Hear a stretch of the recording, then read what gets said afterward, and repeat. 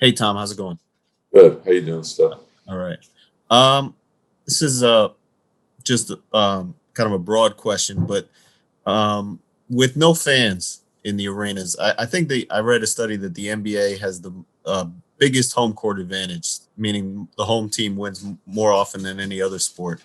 How do you think no fans will impact home court advantage? Some say it's about familiarity with the arena. Some say it's about the fans. What do you think?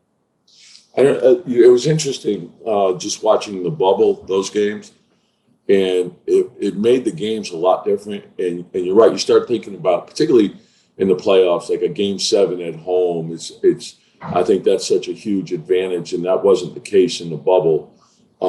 And then we saw all those high scoring games and things like that. So it pretty much, I felt, negated any home court advantage.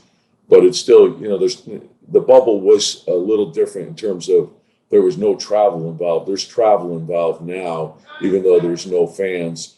So it's different. But I think for the most part, our players have adapted well. But you do miss the fans. Next question comes from Mike Vorkanoff, The Athletic. Hey Tom, to that end, I mean, do you have to work the refs differently this year just because it is kind of silent? I mean, like, how do you what all your sideline demeanor? How does that change when everything is heard? No, you're just trying to help them along. No, I think it's all the same from that standpoint. It's probably a little different because no one's there, so you could hear everything, and maybe not as well as normal because of the mask and all that stuff. But it's just, in some ways, it's interesting, like hearing the players talk and hearing the rim and things like that. So it's a different vibe to it. I know when I was watching the bubble games, it was entertainment. It was good from that standpoint because it was something different. But I think everyone's getting used to it. It's like the new norm now. So you just make whatever your circumstances are. You got to make the best of them. Jonathan Macri, Knicks Film School. Hey, Coach. How you doing? I'm just curious, where are you and the staff at in terms of your process for making final starting lineup decisions, rotation decisions, and things like that? Well, every day after practice, we talk about the rotation, and we have a pretty good idea, but that doesn't mean it's set in stone. Obviously, over the course of the season, you need everyone, and particularly this year, under these circumstances, quality depth is important, and I feel that we have that. Next question comes from Steve Popper, Newsday. Hey Tom, some of the guys that you were holding out of the games, have they been able to get back to practice now that you guys are back getting ready for the regular season? Even Austin? Yeah, well, not Austin. He's still the groin thing's still bothering him, but Dennis was back, Frank was back, so we pretty much had everyone. Amari's still nicked up, so we're waiting to hear on that. But we got the other guys back. Zach Braziller, New York Post.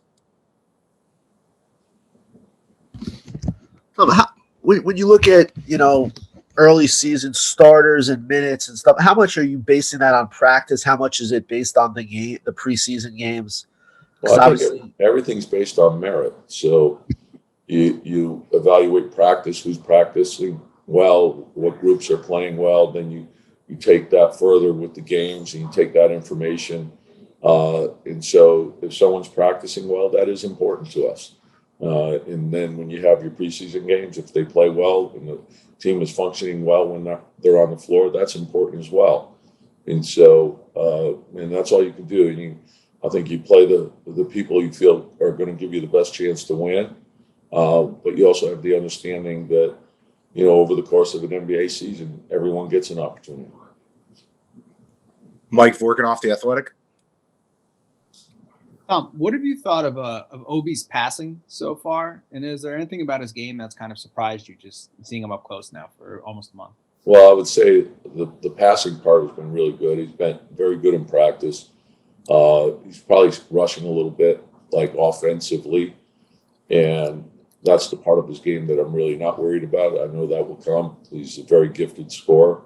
And I think not having summer league and fall practices, it probably slowed him a little bit, but he's really starting to come on in practice. And usually when you start doing that, it'll be reflected in the games.